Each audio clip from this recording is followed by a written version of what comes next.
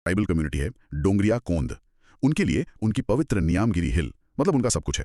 फिर एक massive mining company आती है और उनके अगेंस्ट वो खड़े हो जाते हैं और पता है क्या, दे विन। हाँ, इट्स एन इनक्रेडिबल स्टोरी। एक डेविड वर्सेस गोलायत जैसी सिचुएशन असल में। एग्जैक्टली ये हुआ कैसे? एक लॉ की वजह से। आज हम ऐसे ही पावरफुल लॉज, पॉलिसीज और इंडिया की ट्राइबल कम्युनिटीज की इनक्रेडिबल जर्नी पर एक बहुत ही गहरी चर्चा करने वाले हैं। बिल्कुल। इससे पहले कि हम इस नॉलेज के समंदर में डाइव करें, एक छोटा सा काम कर दो दोस्त, नीचे सब्सक्राइब बटन को क्लिक करो, नोटिफिकेशन बेल ऑन कर दो और लाइक बटन को जरूर दबाना। इससे हमारा कनेक्शन बना रहेगा। प्लीज डू दैट, इससे हमें भी मोटिवेशन मिलती है। तो आज का सेशन एक मास्टर क्लास होने वाला है। हम ट्राइबल पॉलिसी से जुड़े 10 बहुत इंपॉर्टेंट प्रीवियस ईयर क्वेश्चंस को एक एक करके पूरे डिटेल में समझेंगे। हाँ बिल्कुल, सिस्टमैटिकली। पहले हम पैसा एक्ट और वुमेन्स एम्पावरमेंट की बात करेंगे, फिर पीवीटीजीज के लिए सरकारी स्कीम्स का क्रिटिकल एनालिसिस करेंगे, उसके बाद कॉलोनियल और पोस्ट कॉलोनियल ट्राइबल पॉलिसीज के शिफ्ट को समझेंगे। और हम पीवीटीजीज की प्रॉब्लम्स और उनके लिए प्रोग्राम मेकिंग में चैलेंजेस को भी देखेंगे। आईटीडीपीज, ट्राइबल काउंसिल वर्सेस ग्राम सभा, ब्रिटिश पॉलिसीज का इम्पैक्ट सब कवर होगा। हाँ, और जीएस घुरिया वर्सेस वारिया एल्विन की फेमस डिबेट भी है और एंड में एनजीओस के रोल को भी समझेंगे। तो तैयार हो जाइए क्योंकि अब हम शुरू करने वाले हैं अपनी ज्ञान की यात्रा। चलिए पहला सवाल उठाते हैं। Let's begin. तो फर्स्ट क्वेश्चन ये 2024 से है for 15 marks. How is PESA act empowering local self governance and impacting women's political participation? और इसका ब्रॉड माइक्रो थीम है analysis of PESA act 1996 in empowering tribal self governance and promoting women's political participation. Okay, PESA act, let's break it down. The power of PESA, gram sabha at the centre. The power of पेसा। देखो, पेसा act 1996 असल में 73rd constitutional amendment का एक extension है। ये specially tribal areas के लिए बनाया गया है, जिनको हम 5th शेड्यूल एरियाज कहते हैं। राइट, इसका मेन एम है ग्राम सभास के थ्रू सेल्फ गवर्नेंस यानी स्वशासन को स्ट्रॉन्ग करना। सिंपल लैंग्वेज में ये लॉ पावर को दिल्ली या स्टेट कैपिटल से निकालकर सीधे गांव के लोगों के हाथों में देता है। मतलब अल्टीमेट डिसेंट्रलाइजेशन ऑफ पावर। और इसका रियल लाइफ एग्जांपल वही जिसे हमने शुरू किया था, ओडिशा का न्यमगिरी हिल्स केस। ये इसका सबसे बड़ा, सबसे पावरफुल एग्जांपल है। वहां डोंगरिया कोंद ट्राइब ने ग्राम सभा की पावर का यूज करके एक ह्यूज माइनिंग कंपनी को अपनी जमीन पर माइनिंग करने से रोक दिया। सो कूल ना? Absolutely cool. तो अगर इस क्वेश्चन का आंसर लिखना हो, एक सॉलिड हाई स्कोरिंग आंसर, तो इसका स्ट्रक्चर कैसा होगा? इंट्रोडक्शन से शुरू करते हैं। एक दमदार इंट्रोडक्शन के लिए पैसा एक्ट को 73rd अमेंडमेंट से कनेक्ट करो और बताओ कि ये ट्राइबल सेल्फ गवर्नेंस के लिए एक माइलस्टोन क्यों है। ये भी मेंशन करो कि ये ट्रेडिशनल राइट्स को लीगल रिकॉग्निशन देता है। Got it. अब आते हैं बॉडी पर। आई थिंक इसके दो पार्ट्स होंगे, एक सेल्फ गवर्नेंस पर और दूसरा वुमेन्स पार्टिसिपेशन पर। बिल्कुल। बॉडी पार्ट ए, लोकल सेल्फ गवर्नेंस। इसमें पहला पॉइंट होगा रिसोर्स मैनेजमेंट एंड ऑटोनॉमी। पैसा ग्राम सभास को लैंड, वाटर और माइनर फॉरेस्ट प्रोड्यूस यानी एमएफपी जैसे नेचुरल रिसोर्सेज पर कंट्रोल देता है। इससे उनकी एक्सटर्नल एजेंसीज पर डिपेंडेंसी कम होती है। Make sense. दूसरा पॉइंट, लीगल वीटो पावर। ये सबसे इंटरेस्टिंग है। किसी भी डेवलपमेंट प्रोजेक्ट या लैंड एक्विजिशन से पहले कम्युनिटी से पूछना कंपलसरी है। ग्राम सभा के पास एक तरह की वीटो पावर है। नियामागिरी हिल्स केस 2013 इसका परफेक्ट एग्जाम्पल है। और third point, conflict resolution. Gram Sabhas traditional customs के बेसिस पर डिस्प्यूट्स को रिजॉल्व करती है, जिससे सोशल हार्मनी बनी रहती है। फॉर्मल कोर्ट सिस्टम का बर्डन भी कम होता है। ग्रेट। अब बॉडी का second part, women's political participation. ये पैसा कैसे इंपैक्ट करता है? Body part B, impact on women's political participation. Point 1, mandatory inclusion. PESA ये जरूरी बनाता है कि ग्राम सभास में वुमेन्स पार्टिसिपेशन हो। ये उन्हें अपनी वॉइस उठाने का एक प्लेटफॉर्म देता है। अच्छा, तो उनकी प्रेजेंस लीगली मैंडेटेड है? हाँ। Point 2, economic empowerment. जब महिलाएं एमएफपी जैसे रिसोर्सेज के मैनेजमेंट में शामिल होती हैं तो उनकी इकोनॉमिक इंडिपेंडेंस बढ़ती है। जैसे मध्य प्रदेश में बैगा वुमेन ने एमएफपी बेचने के लिए कॉपरेटिव्स बनाए। ये उनके हाथ में डायरेक्ट पैसा देता है। Wow, that's real empowerment. और point 3, challenging patriarchal norms. Jharkhand और छत्तीसगढ़ में महिला सरपंचेस ने हेल्थ और सैनिटेशन में कमाल का काम किया है। ये दिखाता है कि कैसे पॉलिटिकल पार्टिसिपेशन से पेट्रियार्कल सोच को चैलेंज किया जा सकता है। एंथ्रोपोलॉजिस्ट फ्रांस बोज ने भी कहा कि कल्चरल प्रैक्टिसेस नए सोशल सिस्टम्स के कांटेक्ट में आने से इवॉल्व होती हैं। परफेक्ट। और इस आंसर को कंक्लूड कैसे करेंगे? कंक्लूजन में ये बताओ कि पैसा ट्राइबल सेल्फ डिटर्मिनेशन और जेंडर इक्विटी के लिए एक ट्रांसफॉर्मेटिव टूल है। इसको अमर्त्य सेन के कैपेबिलिटी अप्रोच से भी जोड़ सकते हो कि पैसा मार्जिनलाइज ग्रुप्स की कैपेबिलिटीज को एनहांस करता है। सुपर्ब। चलो अब इस पर कुछ क्रॉस क्वेश्चंस करते हैं। पहला, इस आंसर में न्यामगिरी केस स्टडी मेंशन करना इतना जरूरी क्यों है? क्योंकि ये पैसा के वीटो पावर का एक रियल लाइफ सक्सेसफुल एग्जांपल है। ये थियोरी को प्रैक्टिकल प्रूफ देता है, जिससे आंसर में वेट आता है। Right. Second question, minor forest produce का मतलब आखिर है क्या? कोई एग्जांपल? इसका मतलब है जंगल से मिलने वाले नॉन टिम्बर प्रोडक्ट्स, जैसे तेंदू लीव्स, महुआ, हनी या बैम्बू। वो सब कुछ जो उनकी लाइवलीहुड का बेस है। स्ट्रक्चर कैसा होना चाहिए? प्रिसाइसली एक छोटा इंट्रोडक्शन, बॉडी को 2 क्लियर सब हेडिंग्स में बांटो, सेल्फ गवर्नेंस और वुमेन्स पार्टिसिपेशन। हर सब हेडिंग में 2-3 पॉइंट्स विद एग्जांपल्स दो और एक फॉरवर्ड लुकिंग कंक्लूजन लिखो। That's it. Perfect. Fourth question थोड़ा एकेडमिक है। फ्रांस बोआज का जिक्र यहाँ क्यों किया गया? ये दिखाने के लिए कि पैसा जैसा लीगल इंटरवेंशन कल्चरल नॉर्म्स जैसे कि पैट्रियार्की को धीरे धीरे बदल सकता है। ये एक की एंथ्रोपोलॉजिकल कॉन्सेप्ट है और आपके आंसर को डेप्थ देता है। Got it, adds that extra edge. Fifth, क्या पैसा एक्ट हर ट्राइबल एरिया में लागू होता है? नहीं, ये कॉमन मिसकंसेप्शन है। ये सिर्फ 5th शेड्यूल एरियाज में लागू होता है। नॉर्थ ईस्ट इंडिया के 6th शेड्यूल एरियाज के लिए अलग प्रोविजंस हैं। Important distinction. Last question, conclusion को अमर्त्य सेन से एग्जैक्टली कैसे कनेक्ट करें? ऐसे कह सकते हैं कि पैसा सिर्फ राइट्स नहीं देता, बल्कि ट्राइबल्स की डिसीजन मेकिंग और रिसोर्स मैनेजमेंट की कैपेबिलिटी यानी क्षमता को बढ़ाता है, और ये सेन के डेवलपमेंट मॉडल का कोर आइडिया है। ब्रिलियंट। चलो एक छोटा सा practice session. Now pause and practice saying PESA empowers gram sabhas with control over natural resources. Rehearse it, go on, try it. और अब एक mini recap. In short, PESA act power को डिसेंट्रलाइज करता है, जिससे ट्राइबल्स को रिसोर्सेज पर कंट्रोल और महिलाओं को पॉलिटिकल वॉइस मिलती है। बिल्कुल, that's the crux of it. चलिए पैसा से आगे बढ़ते हैं और उन ट्राइबल ग्रुप्स पर फोकस करते हैं जिन्हें सबसे ज्यादा सपोर्ट की जरूरत है। Yes, a very important and sensitive topic. अगला सवाल 2024 से for 20 marks. Critically discuss the recent welfare measures initiated by the government for the particularly vulnerable tribal groups, PVTGs. Comment why PVTGs were erroneously called primitive tribal groups, PTGs. And the broad micro theme is appraisal of targeted developmental schemes for PVTGs and commentary on the ethnocentric bias in older terminology. PVTGs, the name itself suggests a lot. From primitive to particularly vulnerable. हाँ, PVTGs यानी particularly vulnerable tribal groups India की 75 सबसे ज्यादा marginalized tribal communities हैं। इन्हें कुछ criteria पर identify किया जाता है। जैसे प्री एग्रीकल्चरल टेक्नोलॉजी का यूज, स्टैग्नेंट या डिक्लाइनिंग पॉपुलेशन और एक्सट्रीमली लो लिटरेसी। बेसिकली ये वो ग्रुप्स हैं जिन्हें डेवलपमेंट में स्पेशल अटेंशन की जरूरत है। कोई रियल लाइफ एग्जांपल दे सकती हैं to make it more concrete? Of course, imagine a small community living deep inside a forest, जिनकी पॉपुलेशन बढ़ नहीं रही और जो आज भी हंटिंग एंड गैदरिंग पर डिपेंड करते हैं। झारखंड के बिरहोर्स या मध्य प्रदेश के बाइगास इसके अच्छे एग्जांपल्स हैं। राइट, तो अब इस 20 मार्क क्वेश्चन के आंसर को स्ट्रक्चर करते हैं। इंट्रोडक्शन से शुरू करते हैं। इंट्रोडक्शन में पीवीटीजीज को डिफाइन करके शुरू करो। बताओ कि ये 75 कम्युनिटीज हैं और धिबर कमीशन के क्राइटेरिया पर इन्हें पहचाना गया। ये भी जरूर मेंशन करो कि पहले इन्हें प्रिमिटिव ट्राइबल ग्रुप्स कहा जाता था, जो अब बदल दिया गया है। ओके, बॉडी का पहला पार्ट, वेलफेयर मेजर्स और उनका critical appraisal. Body part A, welfare measures and critical appraisal. सबसे पहले द प्रधानमंत्री पीटीटीजी development mission 2023-24।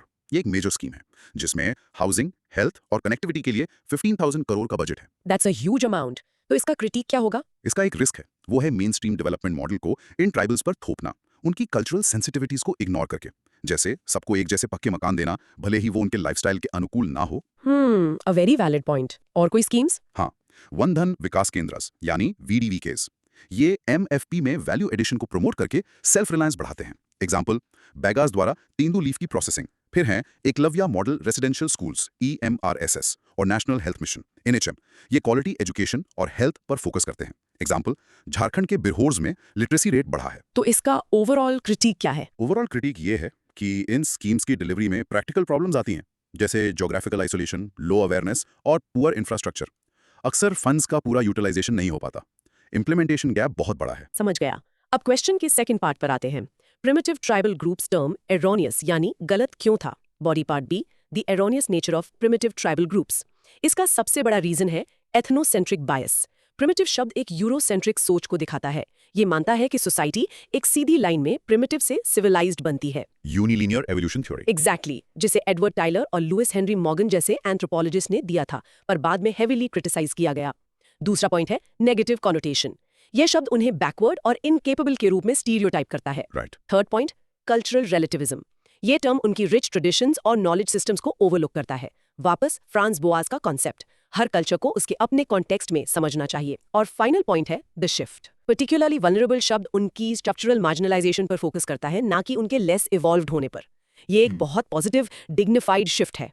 This is a fantastic breakdown. Conclusion कैसा होगा इसका? कंक्लूजन में कहो कि पीवीटीजीज के डेवलपमेंट के लिए कल्चरल सेंसिटिविटी और पार्टिसिपेटरी अप्रोच बहुत जरूरी है, और प्रिमिटिव शब्द को हटाना उनकी डिग्निटी को रिकॉग्नाइज करने की दिशा में एक इंपॉर्टेंट स्टेप है। ग्रेट। अब आते हैं क्रॉस क्वेश्चंस पर। इस आंसर के क्रिटिकली डिस्कस वाले पार्ट को आखिर एड्रेस कैसे करें? सिर्फ स्कीम्स के नाम मत लिखो, हर स्कीम के साथ उसका एक क्रिटिक या चैलेंज भी बताओ, जैसे इंप्लीमेंटेशन गैप या कल्चरल इनसेंसिटिविटी। पॉजिटिव और नेगेटिव दोनों साइड्स दिखाओ। Good advice. Second question, ethnocentric का सिंपल मतलब क्या है? इसका मतलब है अपने कल्चर को सुपीरियर मानना और दूसरे कल्चर्स को उसी के स्टैंडर्ड से जज करना। बेसिकली मेरा कल्चर ही बेस्ट वाली सोच। ठीक है। थर्ड, फ्रांस बोआज का नाम यहाँ क्यों रेलेवेंट है? जो कि उन्होंने कल्चरल रिलेटिविज्म का आइडिया दिया था, जो प्रिमिटिव जैसे जजमेंटल टर्म्स को सीधा चैलेंज करता है। ये आपके आर्गुमेंट को एकेडमिक सपोर्ट देता है। राइट। फोर्थ, इंट्रोडक्शन में पीवीटीजीज के क्राइटेरिया जैसे स्टैग्नेंट पॉपुलेशन मेंशन करना एक गुड प्रैक्टिस क्यों है? ये दिखाता है कि आपको टॉपिक की बेसिक अंडरस्टैंडिंग है।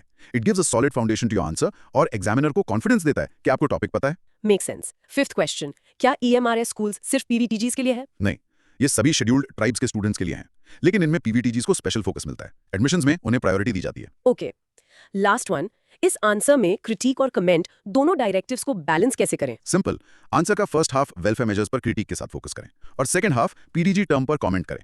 स्ट्रक्चर को क्लियर रखें, दो अलग सेक्शंस में। परफेक्ट, चलो लेट्स प्रैक्टिस। बोलो, the term primitive was replaced because it carried an ethnocentric bias. Rehearse it. Practice makes perfect and the mini recap. In short, सरकार पीवीटीजीज के लिए स्कीम्स चला रही है, पर इंप्लीमेंटेशन में चैलेंजेस हैं और प्रिमिटिव से पर्टिकुलरली वल्नरेबल में बदलाव उनकी डिग्निटी को रिस्पेक्ट देने के लिए था। Exactly, it's a shift from judgment to empathy. अब जरा हिस्ट्री में चलते हैं और देखते हैं कि ब्रिटिश राज से लेकर आज तक ट्राइबल पॉलिसीज कैसे बदली है। हाँ, ये एवोल्यूशन समझना बहुत जरूरी है। तो क्वेश्चन है from 2023, 20 marks. Elucidate the shifting terrains of India's tribal policies in colonial, post-colonial periods. और इसका ब्रॉड माइक्रो थीम है? और इसका broad micro theme है analysis of the shifting focus of Indian tribal policies from isolation and exploitation to constitutional integration and rights-based development. From isolation to integration. Sounds like a journey. From isolation to integration. A policy journey. From isolation to integration. हाँ, ये topic British era policies जो ज्यादातर exploitation और control पर based थीं और आजादी के बाद की पॉलिसीज जो कॉन्स्टिट्यूशन के अंडर प्रोटेक्शन और डेवलपमेंट पर फोकस करती हैं के बीच के फंडामेंटल शिफ्ट को समझने के बारे में है। इसके लिए कोई अच्छा सा एग्जांपल? इमेजिन एक जंगल है। राइट। ब्रिटिश राज में वहां के लोगों को बाहर निकालकर लकड़ी काटी जाती थी फॉर रेलवेज। आजादी के बाद उसी जंगल के लोगों को फॉरेस्ट राइट्स एक्ट के तहत उस जंगल का मालिक बनाया गया। ये एक ह्यूज शिफ्ट है ना? का आंसर कैसे स्ट्रक्चर करें? इंट्रोडक्शन में कोर शिफ्ट को हाईलाइट करके स्टार्ट करो। From colonial isolation and exploitation to post colonial integration and protection. ये भी मेंशन करो कि दोनों एराज में स्टेट इंटरवेंशन और ट्राइबल ऑटोनॉमी के बीच एक टेंशन हमेशा रहा है। Good point. Body part A, colonial era. Body part A, colonial policy terrain, isolation and exploitation. Point 1, isolation and control. Government of India act 1935 के तहत एक्सक्लूडेड और पार्शियली एक्सक्लूडेड एरियाज बनाए गए। वैरियर एल्विन ने इसे ट्राइबल्स को isolate करने के लिए क्रिटिसाइज किया था। Okay, so it was a deliberate policy of separation. Yes. Point 2, economic exploitation. Land policies ने ट्राइबल लैंड को छीना। इससे संथाल रिबेलियन 1855-56 और मुंडा रिबेलियन 1899-1900 जैसे बड़े विद्रोह हुए। Point 3, criminalization. Criminal Tribes Act 1871 ने कुछ ग्रुप्स को जन्म से ही क्रिमिनल डिक्लेयर कर दिया। It was brutal. Unbelievable. अब आते हैं पोस्ट कॉलोनियल एरा पर। Body part B, post colonial policy terrain, constitutional integration. Point 1, constitutional safeguards. 5th और 6th शेड्यूल्स और आर्टिकल 46 का जिक्र करो जो ट्राइबल इंटरेस्ट्स को प्रमोट करने की बात करता है। Point 2, decentralised governance. यहाँ पीसा एक्ट 1996 और फॉरेस्ट राइट्स एक्ट FRA 2006 जैसे लॉज का मेंशन करो जिन्होंने पावर को ग्रासरूट्स लेवल पर ट्रांसफर किया। और डेवलपमेंट। हाँ। Point 3, developmental initiatives. यहाँ ट्राइबल सबप्लान TSP का मेंशन करो जो ट्राइबल वेलफेयर के लिए फंड एलोकेशन इंश्योर करता है। लेकिन सब कुछ ठीक तो नहीं हुआ होगा, चैलेंजेस भी आए होंगे। बिल्कुल। इसीलिए एक पार्ट सी भी होगा, body part C, critical shifts and persistent challenges. इसमें point 1, development induced displacement. Narmada dam project जैसे बड़े प्रोजेक्ट्स की वजह से मैसिव डिस्प्लेसमेंट हुआ। Point 2, implementation deficits. पैसा और एफ्रा जैसे अच्छे कानून भी ब्यूरोक्रेटिक रेजिस्टेंस की वजह से जमीन पर ठीक से लागू नहीं हो पाए हैं।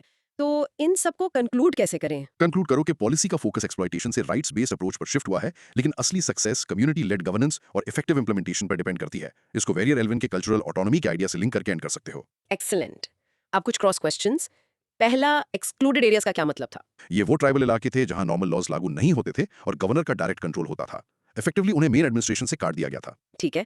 सेकंड, संथाल और मुंडा रिबेलियंस का जिक्र करना क्यों इंपॉर्टेंट है? क्योंकि ये कॉलोनियल एक्सप्लॉयटेशन के खिलाफ ट्राइबल रेजिस्टेंस के सबसे पावरफुल हिस्टोरिकल एग्जांपल्स हैं।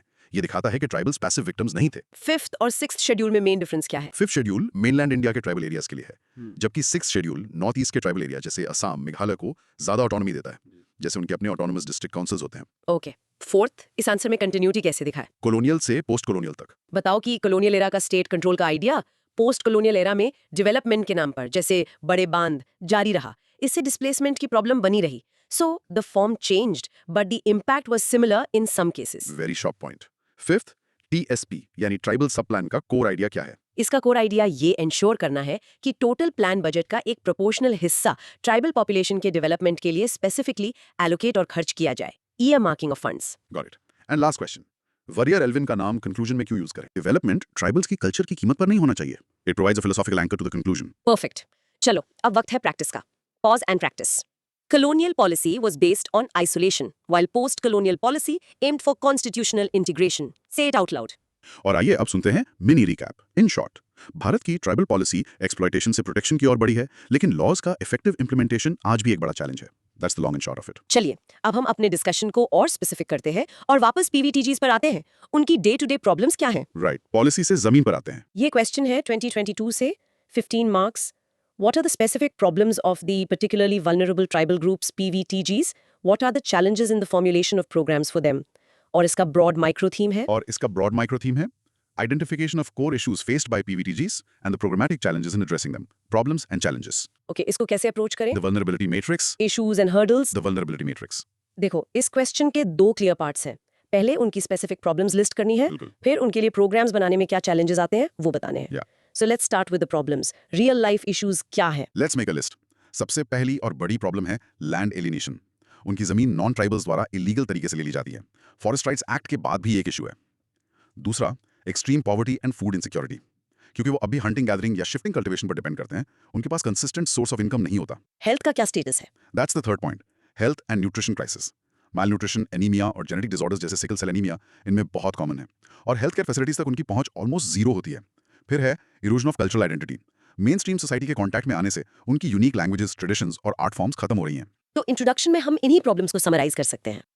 इंट्रोडक्शन में पीवीटीटीजीज को ब्रीफली डिफाइन करो और मेंशन करो कि उनकी वल्नरेबिलिटी मल्टी डायमेंशनल है, economic, social and cultural. Okay, body के पहले पार्ट में हमने प्रॉब्लम्स लिस्ट कर दी। अब second part, challenges in programme formulation. Right, सबसे बड़ा चैलेंज है लैक ऑफ रिलायबल डेटा। हमें उनकी एग्जैक्ट पॉपुलेशन, उनकी स्पेसिफिक नीड्स के बारे में बहुत कम पता है, इसलिए one size fits all schemes बन जाती हैं। Data is the key and we don't have it. Exactly. Second challenge, geographical isolation.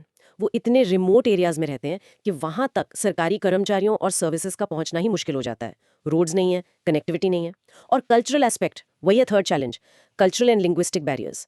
सरकारी ऑफिशियल्स उनकी भाषा नहीं समझते, उनके कस्टम्स नहीं समझते.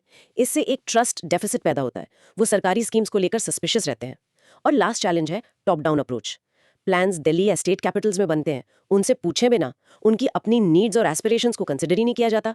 ये तो आधी प्रॉब्लम सॉल्व कर दे अगर उनसे ही पूछ लिया जाए. कंक्लूजन क्या होगा? कंक्लूजन में लिखो कि पीवीजीज के लिए इफेक्टिव प्रोग्राम्स बनाने के लिए माइक्रो प्लानिंग, कम्युनिटी पार्टिसिपेशन और कल्चरली सेंसिटिव अप्रोच की जरूरत है. डेवलपमेंट फ्रॉम बिलो ही आगे का रास्ता है. Superb. Let's move to cross questions. पहला, आंसर में लैंड एलियनेशन और फॉरेस्ट राइट्स को कैसे लिंक करें? बताओ कि फॉरेस्ट राइट्स एक्ट 2006 के बावजूद पीवीटीजीज को उनके ट्रेडिशनल फॉरेस्ट लैंड्स पर इंडिविजुअल या कम्युनिटी टाइटल्स मिलने में बहुत प्रॉब्लम्स आ रही हैं। इससे लैंड एलियनेशन अब भी जारी है। One size fits all approach का एक कॉन्क्रीट एग्जांपल क्या हो सकता है? जैसे सभी पीवीटीजी कम्युनिटीज को इंदिरा आवास योजना के तहत एक ही डिजाइन के कंक्रीट घर दे देना, जबकि उनकी ट्रेडिशनल हाउसिंग उनके क्लाइमेट और लाइफस्टाइल के लिए ज्यादा सूटेबल हो सकती है। प्रोग्राम फॉर्मुलेशन के चैलेंजेस को लैक ऑफ डेटा से शुरू करना क्यों अच्छा है? क्योंकि डेटा किसी भी प्लानिंग प्रोसेस का स्टार्टिंग पॉइंट होता है। अगर डेटा ही गलत या इनकम्प्लीट है तो पूरी पॉलिसी फाउंडेशन ही कमजोर हो जाती है। It's the most fundamental challenge. Make sense. Fourth question, health issues में सिकल सेल एनीमिया का मेंशन क्यों इंपॉर्टेंट है? क्योंकि ये एक जेनेटिक डिसऑर्डर है जो कुछ ट्राइबल पॉपुलेशंस इंक्लूडिंग पीवीटीजीज में डिस्प्रोपोर्शनेटली ज्यादा पाया जाता है। ये उनकी स्पेसिफिक हेल्थ वल्नरेबिलिटीज का एक क्लियर एग्जांपल है। कम्युनिटी पार्टिसिपेशन को इफेक्टिव कैसे बनाया जा सकता है? उनके ट्रेडिशनल लीडर्स और यूथ को प्लानिंग प्रोसेस में शामिल करके, उनकी भाषा में उन्हें इन्फॉर्मेशन देकर और उनकी ग्राम सभास को रियल डिसीजन मेकिंग पावर्स देकर। लास्ट वन, कंक्लूजन में development from below phrase use करना आंसर को कैसे एनहांस करता है? ये फ्रेज आपके आंसर को एक क्लियर, पॉजिटिव डायरेक्शन देता है। ये दिखाता है कि आपने सिर्फ प्रॉब्लम्स नहीं गिनाई, बल्कि एक सोल्यूशन ओरिएंटेड पर्सपेक्टिव भी रखा है, which is what examiners look for. Excellent points. अब टाइम है प्रैक्टिस का। पॉज करके इस फ्रेज को रिपीट करो। The core challenge is shifting from a top down to a community led participatory approach. Practice saying it. और PVTs face deep rooted problems like land alienation and health crisis, और इनके solutions के लिए data, cultural sensitivity और community participation जरूरी है। That sums it up perfectly. तो हमने पॉलिसीज और प्रॉब्लम्स की बात की। अब एक स्पेसिफिक प्रोग्राम पर फोकस करते हैं जो ट्राइबल डेवलपमेंट का कॉर्नरस्टोन रहा है, ITDPs। Integrated tribal development projects. हाँ, सवाल है 2021 से for 15 marks. What are the objectives of integrated tribal development projects, ITDPs? Evaluate their success in uplifting the tribal communities. Broad micro theme. Broad micro theme. Assessment of the objectives and performance of ITDPs as a strategy for tribal development. The ITDP model, a holistic approach. The ITDP model. तो ITDPs आखिर हैं क्या और इनके objectives क्या थे? देखो, ITDPs 5th 5-year plan 1974 to 79 में इंट्रोड्यूस किए गए थे। ये ट्राइबल सब प्लान स्ट्रेटेजी का एक कोर कंपोनेंट थे। इनका बेसिक आइडिया था एक इंटीग्रेटेड या होलिस्टिक अप्रोच, मतलब एजुकेशन, हेल्थ, एग्रीकल्चर, इंफ्रास्ट्रक्चर सब कुछ एक साथ एक ही प्रोजेक्ट के अंडर डेवलप करना। एक एरिया बेस्ड अप्रोच, एग्जैक्टली इसके मेन ऑब्जेक्टिव्स थे To narrow the gap in development between tribal and other areas. to improve the quality of life of tribal communities, to protect them from exploitation. So the goals were very comprehensive. इसका answer structure कैसा होगा? Introduction में क्या लिखें? Introduction में ITDPs को tribal sub plan के context में डिफाइन करो। बताओ कि ये एक एरिया डेवलपमेंट अप्रोच था जिसका एम होलिस्टिक ट्राइबल वेलफेयर था। ओके, बॉडी में आई गेस पहले ऑब्जेक्टिव्स फिर सक्सेस का इवैल्यूएशन। बिल्कुल। Body part A, objectives. यहाँ वो 3 पॉइंट्स जो हमने अभी डिस्कस किए, narrowing the development gap, improving quality of life और प्रोटेक्शन फ्रॉम एक्सप्लॉयटेशन को इलैबोरेट करो। और part B, evaluation of success. यही इस क्वेश्चन का क्रिटिकल पार्ट है। Body part B, evaluation of success. यहाँ एक बैलेंस्ड व्यू देना है। सक्सेसेस में मेंशन करो 1. Infrastructure development, schools, health centres, roads बने, फिजिकल आउटरीच बढ़ी। 2. इंक्रीज्ड लिटरेसी रेट्स, EMRS जैसे स्कूल से लिटरेसी में इंप्रूवमेंट हुई। लेकिन फेलियर्स ज्यादा सिग्निफिकेंट है, जैसे कि फेलियर्स में लिखो 1. टॉप डाउन इम्प्लीमेंटेशन, वही पुरानी कहानी, प्लान्स ब्यूरोक्रेट्स बनाते थे, कम्युनिटी से कोई इनपुट नहीं। 2. लैक ऑफ इंटीग्रेशन, नाम इंटीग्रेटेड था पर अलग अलग डिपार्टमेंट्स, हेल्थ, एजुकेशन, फॉरेस्ट आपस में कोऑर्डिनेट ही नहीं करते थे, सब अपने अपने साइलोज में काम करते थे। 3. करप्शन एंड लीकेजेस, फंड्स का आना एक बात है और बेनिफिशरीज तक पहुंचना दूसरी। करप्शन एक बहुत बड़ा इशू था। तो अ mixed bag of results. Conclusion में क्या लिखना अच्छा रहेगा? कंक्लूजन में कहो कि ITDPs ने ट्राइबल डेवलपमेंट का फ्रेमवर्क तो तैयार किया, लेकिन इंप्लीमेंटेशन चैलेंजेस की वजह से वो अपने फुल पोटेंशियल तक नहीं पहुंच पाए। फ्यूचर स्ट्रैटेजीज को पैसा और FRA जैसे राइट्स बेस्ड लॉज के साथ अलाइन करना जरूरी है। ग्रेट, अब इस पर क्रॉस क्वेश्चंस। पहला, इवैल्यूएट डायरेक्टिव का मतलब क्या है? How to handle it? Evaluate का मतलब है to assess the value of something. इसके लिए आपको पॉजिटिव्स, सक्सेसेस और नेगेटिव्स, फेलियर्स दोनों को वे करना होगा और एक फाइनल जजमेंट देना होगा। सो अ बैलेंस्ड आंसर इज की। ठीक है। सेकंड, ITDPs और ट्राइबल सब प्लान, TSP में क्या रिलेशन है? TSP एक ब्रॉडर स्ट्रैटेजी थी फंड एलोकेशन के लिए। ITDP उस स्ट्रैटेजी को इंप्लीमेंट करने का एक मैकेनिज्म था, एक स्पेसिफिक जियोग्राफिकल एरिया में। सो ITDP is an operational part of the TSP strategy. अच्छा। थर्ड, आंसर में लैक ऑफ इंटीग्रेशन वाले पॉइंट्स को स्ट्रॉन्ग कैसे बनाएं? ये डिपार्टमेंट्स के बीच कोऑर्डिनेशन की कमी को दिखाता है। Good one. Fourth, holistic approach term use करने का क्या फायदा है? ये ITDP के कोर फिलॉसफी को एक ही वर्ड में कैप्चर कर लेता है। ये दिखाता है कि आपने कॉन्सेप्ट की रूट को समझा है। It's a very effective keyword. Fifth, क्या ITDPs आज भी रेलेवेंट है? उनका ओरिजिनल फॉर्म अब उतना प्रोमिनेंट नहीं है, क्योंकि अब फोकस पैसा और FRA जैसे राइट्स बेस्ड मॉडल्स पर शिफ्ट हो गया है। लेकिन इंटीग्रेटेड एरिया डेवलपमेंट का कॉन्सेप्ट अब भी गवर्नमेंट प्लानिंग का हिस्सा है in different forms. Okay, last question. Conclusion को फॉरवर्ड लुकिंग कैसे बनाएं? सिर्फ ITDPs की कमियां गिनाकर मत छोड़ दो, सजेस्ट करो कि आगे क्या होना चाहिए। जैसे उन्हें पेसा ग्राम सभास के अंडर लाना चाहिए ताकि प्लानिंग कम्युनिटी ड्रिवन हो। ये एक कंस्ट्रक्टिव सजेशन है। Fantastic, let's do the practice Q.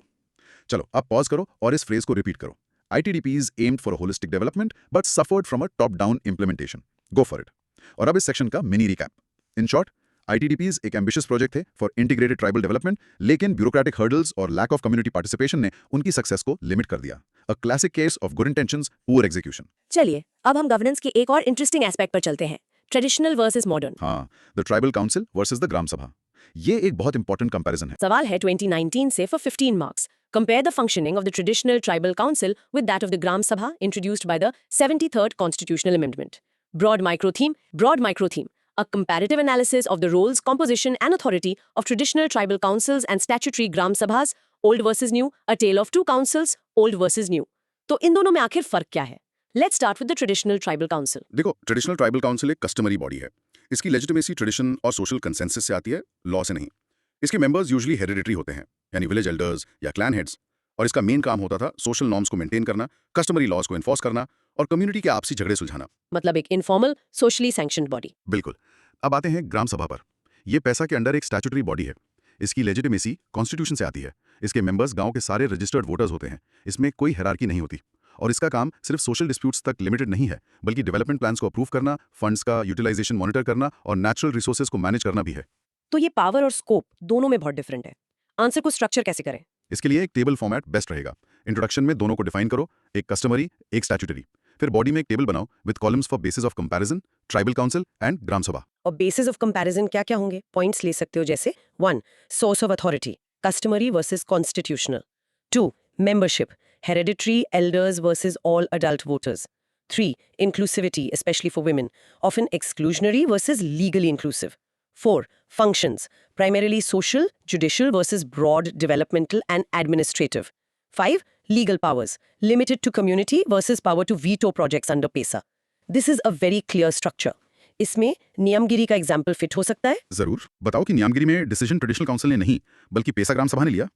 ये ग्राम सभा की लीगल सुपीरियरिटी को हाईलाइट करता है। कंक्लूजन में क्या लिखें? कंक्लूजन में लिखो कि ग्राम सभा ट्रेडिशनल काउंसिल्स को रिप्लेस नहीं करती बल्कि उन्हें कॉम्प्लीमेंट करती हैं। आदर्श स्थिति में दोनों को मिलकर काम करना चाहिए, जहां ग्राम सभा लीगल फ्रेमवर्क दे और ट्राइबल काउंसिल ट्रेडिशनल विजडम और सोशल कोहेजन प्रोवाइड करे। A great way to synthesise. चलिए क्रॉस क्वेश्चंस पर आते हैं। First, a table format is good but is a paragraph format also acceptable? Acceptable है, लेकिन कंपेयर वाले क्वेश्चंस में टेबल फॉर्मेट ज्यादा मार्क्स दिलाता है क्योंकि ये डायरेक्ट कंपैरिजन को बहुत क्लियरली दिखाता है और एग्जामिनर के लिए चेक करना आसान होता है। Okay. Second, is it always true that tribal councils exclude women? Not always but often. कई पेट्रियार्कल सोसाइटीज में वुमेन को डिसीजन मेकिंग से दूर रखा जाता था। पीएसए ग्राम सभा इस चीज को लीगली ठीक करती है by mandating women's participation. Third, complement not replace वाला पॉइंट कंक्लूजन में क्यों इंपॉर्टेंट है? क्योंकि ये एक न्यूआंस्ड अंडरस्टैंडिंग दिखाता है। ये black and white thinking traditional is bad, modern is good से आगे जाता है। It suggest a path for integration which is a more mature argument. Right.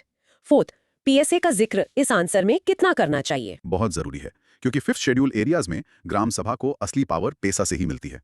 बिना पेसा के जिक्र के ग्राम सभा की पावर्स का डिस्कशन अधूरा रह जाएगा। फिफ्थ, क्या इन दोनों के बीच कॉन्फ्लिक्ट हो सकता है? हाँ, बिल्कुल हो सकता है। ट्रेडिशनल लीडर्स को लग सकता है कि ग्राम सभा उनकी अथॉरिटी को कम कर रही है, इसलिए इन दोनों के रूल्स में क्लैरिटी और कोऑर्डिनेशन बहुत जरूरी है। स्ट्रक्चर के हिसाब से इंट्रोडक्शन और कंक्लूजन को छोड़कर पूरी बॉडी टेबल में ही लिख दे। हाँ, that would be a very effective way to structure this particular answer. Table के बाद एक छोटा सा पैराग्राफ लिखकर उसे एनालाइज कर सकते हो and then move to the conclusion. Got it? चलो अब प्रैक्टिस करते हैं। Let's practice saying the Gram Sabha is a constitutional body with developmental functions, whereas the Tribal Council is a customary body with social functions. Try it. It helps clarify the core difference. और अब इसका mini recap. In short, traditional tribal councils and PESA Gram Sabhas differ in authority, membership, and functions, but the ideal scenario is their harmonious coexistence. Exactly. One provides wisdom, the other provides legal power. हमने colonial era की policies की बात की थी. Let's dig a little deeper into that. Specifically, resources पर क्या impact हुआ? Yes. The story of resource alienation. ये क्वेश्चन है 2018 से 20 marks. How did the British policies affect the tribals' control over their land, forest and water resources? Broad micro theme. Broad micro theme. An analysis of colonial policies leading to the systematic resource alienation of tribal communities. The Great Dispossession. Colonialism and tribal resources. The Great Dispossession. तो इसकी शुरुआत कहाँ से हुई? Land से. हाँ। The story begins with land. इस answer को 3 पार्ट्स में डिवाइड करना बेस्ट है। Land, forest and water. Okay. Introduction कैसा होगा? Based customary control था। ब्रिटिश पॉलिसीज ने इस सिस्टम को सिस्टमैटिकली डिसमेंटल किया और रिसोर्सेज को स्टेट कंट्रोल्ड कमोडिटीज में बदल दिया। राइट? तो body part A, impact on land. British ने 2 चीजें की। पहला, उन्होंने प्राइवेट प्रॉपर्टी का कॉन्सेप्ट इंट्रोड्यूस किया, जिससे ट्राइबल लैंड्स जो कम्युनिटी की होती थी उन्हें इंडिविजुअल टाइटल्स में बदल दिया गया। दूसरा, उन्होंने परमानेंट सेटलमेंट और रेतवारी सिस्टम जैसी लैंड रेवेन्यू पॉलिसीज लागू की। ट्राइबल्स कैश में रेवेन्यू नहीं दे पाते थे, इसलिए वो मनी लैंडर्स के जाल में फंस जाते थे और उनकी जमीन छिन जाती थी। इसका एग्जाम्पल संथाल रिबेलियन दे सकते हैं? Perfect example. संथाल परगना में यही हुआ था। मनी लैंडर्स और जमींदार्स ने उनकी जमीन हड़प ली थी। Okay, body part B, impact on forest. ये सबसे डेवास्टेटिंग था। यहाँ पर 1878 का इंडियन फॉरेस्ट एक्ट की है। इस एक्ट ने सारे फॉरेस्ट को स्टेट प्रॉपर्टी डिक्लेयर कर दिया और उन्हें रिजर्व्ड और प्रोटेक्टेड कैटेगरीज में बांट दिया। ट्राइबल्स का अपने ही फॉरेस्ट में आना जाना या वहां से कुछ लेना क्राइम बन गया। उन्हें उनके ही घर से बेदखल कर दिया गया। और इसका रीजन? तो रेलवेज के लिए टिम्बर और रेवेन्यू जनरेशन। उनके लिए फॉरेस्ट एक कमर्शियल रिसोर्स था। ट्राइबल कम्युनिटी के लिए वो लाइफ सपोर्ट सिस्टम था। This is tragic. Body part C, impact on water resources. Forest पर कंट्रोल का सीधा असर वाटर रिसोर्सेज पर पड़ा। जब फॉरेस्ट को क्लियर किया गया तो स्ट्रीम्स और रिवर्स सूखने लगे। ब्रिटिश ने इरिगेशन पर फोकस किया, लेकिन वहां जहां उन्हें कमर्शियल क्रॉप से फायदा था। ट्राइबल एरियाज के ट्रेडिशनल वाटर मैनेजमेंट सिस्टम्स जैसे टैंक्स और पॉन्ड्स को निग्लेक्ट किया गया। तो ओवरऑल उनका पूरा इकोसिस्टम ही डिसरप्ट हो गया। कंक्लूजन में समराइज करो कि ब्रिटिश पॉलिसीज ने ट्राइबल्स को उनके subsistence base land, forest, water से काट दिया। इसने उन्हें इंडेटेड लैंडलेस लेबरर्स में रिड्यूस कर दिया और उनकी पॉवर्टी की नींव रखी, जिसका असर आज तक दिखता है। A very powerful summary. Let's do the cross questions. First, इस आंसर में एक्ट्स और डेट्स जैसे 1878 फॉरेस्ट एक्ट मेंशन करना कितना जरूरी है? बहुत जरूरी। ये आपके आर्गुमेंट को कॉन्क्रीट एविडेंस देता है। It shows you know the specifics. General statement से आंसर वीक हो जाता है। Second, community ownership versus private property के कॉन्फ्लिक्ट को कैसे एक्सप्लेन करें? एक्सप्लेन करो कि ट्राइबल वर्ल्ड व्यू में लैंड एक लिविंग एंटिटी है, कम्युनिटी का हिस्सा है जिसे बेचा नहीं जा सकता। ब्रिटिश वर्ल्ड व्यू में लैंड एक कमोडिटी है। ये fundamental clash of world views था। राइट। थर्ड, स्ट्रक्चर वाइज इसे लैंड, फॉरेस्ट, वाटर में डिवाइड करना ही बेस्ट है। हाँ, ये एक लॉजिकल और क्लियर स्ट्रक्चर है जो क्वेश्चन की डिमांड को सीधा एड्रेस करता है। एग्जामिनर को एक्जैक्टली पता चल जाएगा कि आप हर रिसोर्स पर इंपैक्ट को अलग अलग डिस्कस कर रहे हो। फोर्थ, इस आंसर में मुंडा रिबेलियन को भी यूज कर सकते हैं। जरूर। बिरसा मुंडा का उलगुलान यानी ग्रेट टर्मल्ट उनके ट्रेडिशनल खुंटकट्टी लैंड सिस्टम को खत्म करने के खिलाफ ही था। ये एक और पावरफुल एग्जांपल है। फिफ्थ, क्या हम इसमें आइसोलेशन पॉलिसी एक्सक्लूडेड एरियाज को भी लिंक कर सकते हैं? हाँ बिल्कुल, ये बता सकते हो कि एक तरफ उनसे रिसोर्सेज छीने जा रहे थे और दूसरी तरफ उन्हें पॉलिटिकल प्रोसेस से एक्सक्लूड करके और पावरलेस बनाया जा रहा था। It shows the multi prong nature of colonial policy. Excellent point. Last question, conclusion को आज से कैसे कनेक्ट करें? कंक्लूजन में लिख सकते हो कि पोस्ट इंडिपेंडेंस लॉज जैसे फॉरेस्ट राइट्स एक्ट कॉलोनियल दौर में की गई हिस्टोरिकल इनजस्टिसेस को ठीक करने का एक अटेम्प्ट है। ये आंसर को एक कंटेम्पररी रेलेवेंस देता है। परफेक्ट। अब let's get to practice. Pause and practice saying this. British policies converted community-controlled resources into state-owned commercial commodities. Give it a try. It captures the entire argument. और अब mini recap. In short, British policies systematically stripped tribals of their control over land, forest, and water, pushing them into a cycle of poverty and marginalization. It was a systematic process of dispossession. हमने पहले घुरिये और Alvin की debate को touch किया था, चलिए अब उसमें गहराई से उतरते हैं। Yes, the classic debate that shaped India's tribal policy. सवाल है 2017 से 20 marks. Discuss the viewpoints of G.S. Ghurye and Warrior Elvin on the tribal problem. Which of these has been adopted by the Government of India in its policies since independence? Broad, micro theme. Broad micro-theme. Analysis of the Ghurye-Elvin debate on tribal integration versus protection and its influence on post-independent Indian policy. Assimilation versus isolation. The Great Tribal Debate. Assimilation versus isolation. तो इस answer के 3 parts होंगे: Ghurye's view, Elvin's view, and Government of India's policy. Correct. Introduction में इस debate को as the central dilemma of Indian tribal policy introduce करो। Assimilation versus isolation. Okay. Body part A, GS Ghurye's view point, assimilation. Ghurye का main argument था कि tribals backward Hindus हैं। उनका मानना था कि उनकी प्रॉब्लम्स जैसे पॉवर्टी और इग्नोरेंस का सोल्यूशन हिंदू सोसाइटी में उनके कंप्लीट एसिमिलेशन यानी एकीकरण में है। वो आइसोलेशन के सख्त खिलाफ थे। उन्हें लगता था इससे वो हमेशा के लिए पिछड़े रह जाएंगे।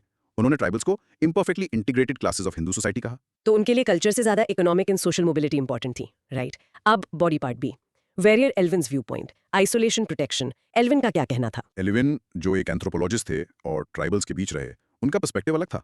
उन्हें डर था कि मेन स्ट्रीम हिंदू सोसाइटी के कॉन्टैक्ट में आने से ट्राइबल्स की यूनिक ब्यूटीफुल कल्चर्स नष्ट हो जाएंगी और उनका आर्थिक शोषण होगा।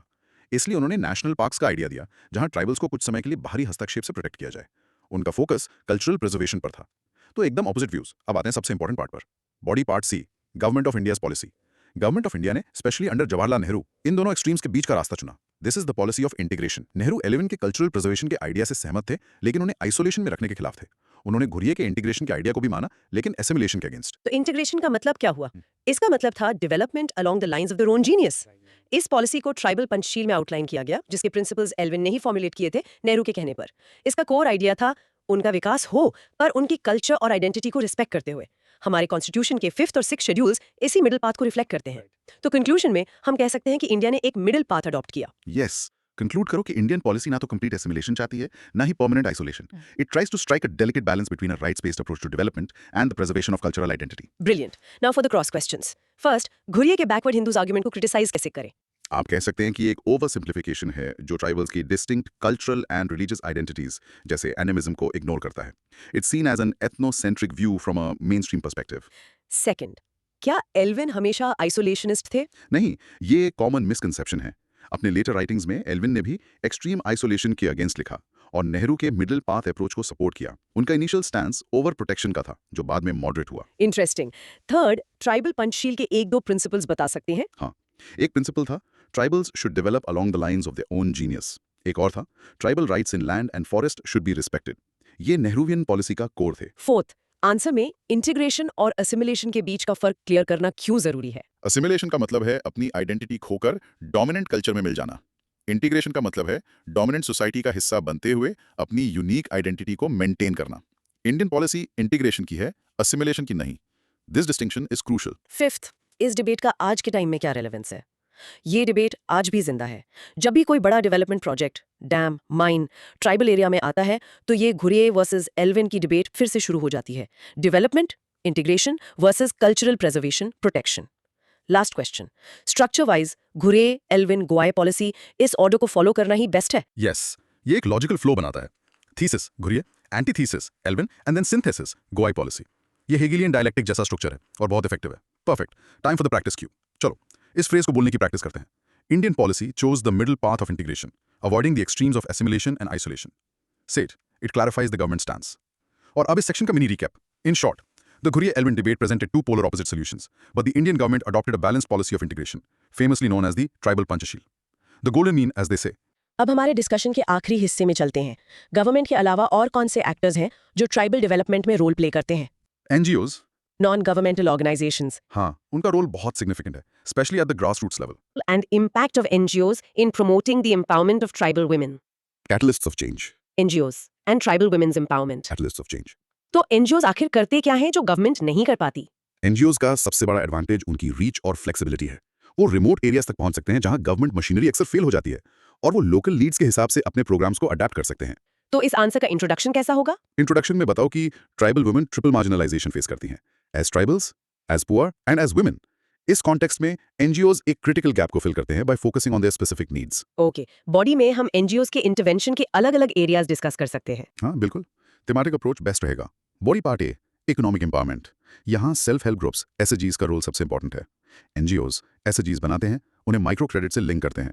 एग्जाम्पल, सेवा, सेल्फ एम्प्लॉयड वुमेन्स एसोसिएशन ने गुजरात में ट्राइबल वुमेन के साथ काम करके उन्हें स्मॉल बिजनेसेस शुरू करने में हेल्प की. इकोनॉमिक इंडिपेंडेंस से कॉन्फिडेंस भी आता है. Exactly. Body part B, health and education. NGOs tribal women को न्यूट्रिशन, मैटरनल हेल्थ और हाइजीन के बारे में अवेयरनेस कैंपेन्स चलाते हैं. वो नॉन फॉर्मल एजुकेशन सेंटर्स भी चलाते हैं for girls who have dropped out of school. Right. Political empowerment में उनका क्या रोल है? Body part C, political empowerment and legal aid. NGOs tribal women को पंचायत राज सभाज में पार्टिसिपेट करने के लिए ट्रेन करते हैं. उन्हें उनके लीगल राइट्स जैसे फॉरेस्ट राइट्स एक्ट और डोमेस्टिक वायलेंस के खिलाफ कानून के बारे में जानकारी देते हैं, तो वो उन्हें आवाज उठाने के लिए एम्पावर करते हैं. कंक्लूजन में लिखो कि NGOs ट्राइबल वुमेन एम्पावरमेंट में एक कैटलिस्ट का काम करते हैं, लेकिन उन्हें गवर्नमेंट के साथ पार्टनरशिप में काम करना चाहिए for greater scale and sustainability. उनका रोल गवर्नमेंट को रिप्लेस करना नहीं बल्कि सप्लीमेंट करना है. Very balance conclusion. Let's start the cross questions. First, इस आंसर में एक दो स्पेसिफिक NGO का नाम लेना जरूरी है? हाँ, बहुत. जैसे सेवा, प्रदान या कोई लोकल NGO जिसके बारे में आप जानते हो. एग्जाम्पल्स आपके आंसर को क्रेडिबल बनाते हैं. बिना एग्जाम्पल के आंसर जेनेरिक लगेगा. Second, triple marginalisation term use करने का क्या सिग्निफिकेंस है? ये टर्म एक ही बार में उनकी कॉम्प्लेक्स वल्नरेबिलिटी को कैप्चर कर लेता है. It shows a deep sociological understanding of the situation. It's a very impactful phrase. Third, what are some challenges that NGOs themselves face? Answer में ये पॉइंट भी ऐड कर सकते हो for a critical perspective. Challenges हैं funding की कमी, government regulations और कभी-कभी लोकल कम्युनिटी से resistance. Good point. Fourth, SHG bank linkage model को ब्रीफली एक्सप्लेन कर सकते हैं? जरूर. इस मॉडल में एक SHG 20-10 वुमेन का ग्रुप रेगुलर सेविंग्स करता है. कुछ टाइम बाद NGO उन्हें एक बैंक से लिंक करवाता है. बैंक उस ग्रुप को उनकी सेविंग्स के बेसिस पर लोन देता है. इससे उन्हें फॉर्मल क्रेडिट मिल जाता है बिना किसी कोलैटरल के. Okay, fifth, how can we structure the body? Points और paragraphs? Thematic paragraphs would be best. एक पैराग्राफ इकोनॉमिक एम्पावरमेंट पर, एक हेल्थ एजुकेशन पर, एक पॉलिटिकल पर. हर पैराग्राफ में state the role, explain the mechanism like SHGs and give an example. Last question, conclusion में सप्लीमेंट नॉट रिप्लेस क्यों कहना चाहिए? डी वेलफेयर स्टेट की अल्टीमेट रिस्पॉन्सिबिलिटी गवर्नमेंट की है. NGOs इंपॉर्टेंट रोल प्ले करते हैं, लेकिन वो गवर्नमेंट का सब्स्टिट्यूट नहीं हो सकते. ये एक प्रैक्टिकल और बैलेंस पर्सपेक्टिव है. Crystal clear. अब है प्रैक्टिस का time. Pause and practice saying NGOs act as catalyst for tribal women's empowerment by focusing on economic, educational and political interventions. Practice it. It summarizes the core idea. और अब mini recap. In short, NGOs empower tribal women through targeted interventions like SHGs and legal awareness, filling critical gaps left by the state machinery. They act as a bridge in many ways. सवाल 2015 से है, 20 marks. Critically evaluate the role of non-governmental organizations, NGOs in tribal development. Broad micro theme. Broad micro theme. A critical assessment of the contributions and limitations of NGOs in the tribal development sector. The double-edged sword. ये critically evaluate वाला question है, तो हमें positives और negatives दोनों देखने होंगे. बिल्कुल. इंट्रोडक्शन में NGOs को सिविल सोसाइटी एक्टर्स के रूप में इंट्रोड्यूस करो, जो स्टेट और मार्केट के अलावा डेवलपमेंट में एक थर्ड फोर्स है. मेंशन करो कि उनका रोल कॉम्प्लेक्स और कंटेस्टेड दोनों है. ओके. बॉडी का स्ट्रक्चर कैसा रखें? Body part A, positive contributions of NGOs. यहाँ हम वो पॉइंट्स डालेंगे जो हमने पिछले क्वेश्चन में डिस्कस किए, but more broadly. 1. Service delivery, remote areas में हेल्थ एंड एजुकेशन सर्विसेज पहुंचाना. 2. एम्पावरमेंट एंड मोबिलाइजेशन, कम्युनिटीज को उनके राइट्स के लिए जागरूक करना, जैसे FRA और पैसा. नियामगिरी जैसे आंदोलनों में NGOs ने डोंगरिया कोंद को लीगल सपोर्ट दिया. 3. Advocacy and policy influence, government policies को इन्फ्लुएंस करने के लिए रिसर्च और एडवोकेसी करना. ये तो हो गए पॉजिटिव्स. अब आते हैं क्रिटिकल पार्ट पर. Limitations and criticisms. Body part B, limitations and criticisms of NGOs. 1. Lack of accountability and transparency, कुछ NGOs अपने फंड्स और फंक्शनिंग को लेकर ट्रांसपेरेंट नहीं होते. 2.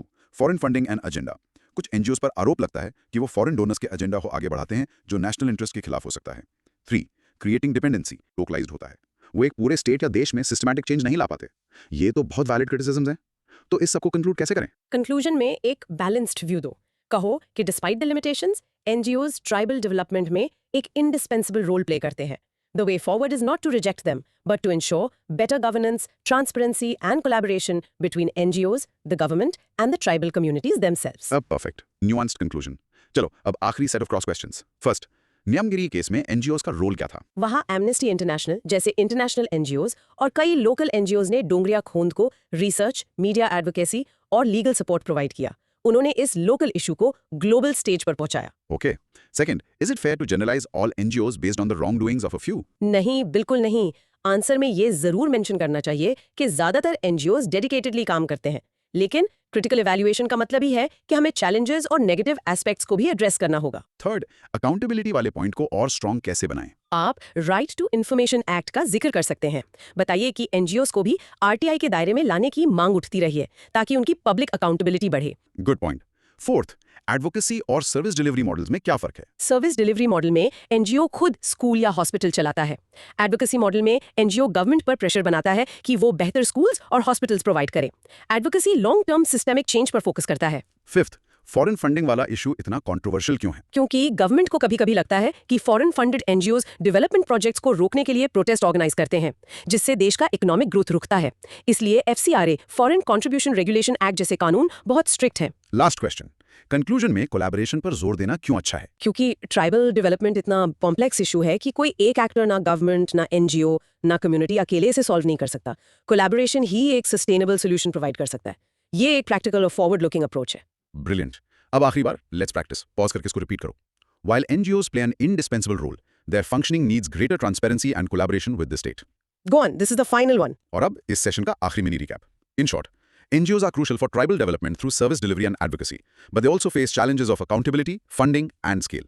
A mixed bag, but an important one. Wow, what a journey. आज हमने India की ट्राइबल पॉलिसीज के पूरे लैंडस्केप को मैप कर लिया। हाँ, पैसा से लेकर एनजीओज तक एक कंप्लीट टूर। बिल्कुल। चलिए सब कुछ क्विकली समराइज करते हैं। हमने देखा कि पैसा एक्ट कैसे ग्राम सभास को रिसोर्सेज पर कंट्रोल और महिलाओं को पॉलिटिकल वॉइस देता है। हमने पीवीटीजीज के लिए सरकारी योजनाओं के पॉजिटिव साइड्स और इंप्लीमेंटेशन गैप्स दोनों को समझा। हमने कॉलोनियल से पोस्ट कॉलोनियल एरा में पॉलिसी के शिफ्ट को ट्रेस किया, एक्सप्लॉयटेशन से कॉन्स्टिट्यूशनल प्रोटेक्शन तक। हमने आईटीडीपीज के ऑब्जेक्टिव्स और उनकी मिक्स सक्सेस को इवैल्यूएट किया। हमने ट्रेडिशनल ट्राइबल काउंसिल्स और पैसा ग्राम सभा की तुलना की। हमने समझा कि कैसे ब्रिटिश पॉलिसीज ने ट्राइबल्स को उनकी जमीन और जंगल से दूर कर दिया। और हाँ, हमने घुरिये के इंटीग्रेशन और एल्विन के प्रोटेक्शन की डिबेट को समझा और देखा कि इंडियन गवर्नमेंट ने कैसे इन दोनों के बीच बैलेंस बनाने की कोशिश की। और एंड में ट्राइबल डेवलपमेंट में एनजीओज के क्रूशियल रोल और उनकी लिमिटेशंस को भी डिस्कस किया। तो सब कुछ समझने के बाद एक सवाल दिमाग में आता है, डेवलपमेंट की जरूरत और कल्चरल आइडेंटिटी को बचाने की जरूरत के बीच क्या कोई परफेक्ट ट्राइबल पॉलिसी हो सकती है? एक ऐसी पॉलिसी जो ट्राइबल्स को मॉडर्न अपॉर्चुनिटीज भी दे और उनकी यूनिक हेरिटेज को भी प्रिजर्व करे। इस पर जरूर सोचना दोस्त। A very important question to ponder upon. अगर आपको ये ज्ञानवर्धक चर्चा पसंद आई तो इस चैनल को अपना बनाने में देर मत करो। सब्सक्राइब करो, इस वीडियो को अपने दोस्तों के साथ शेयर करो और कमेंट में बताओ कि आप अगला डीप डाइव किस टॉपिक पर चाहते हो। मिलते हैं अगली बार एक और नए विषय के साथ। Thank you and keep learning.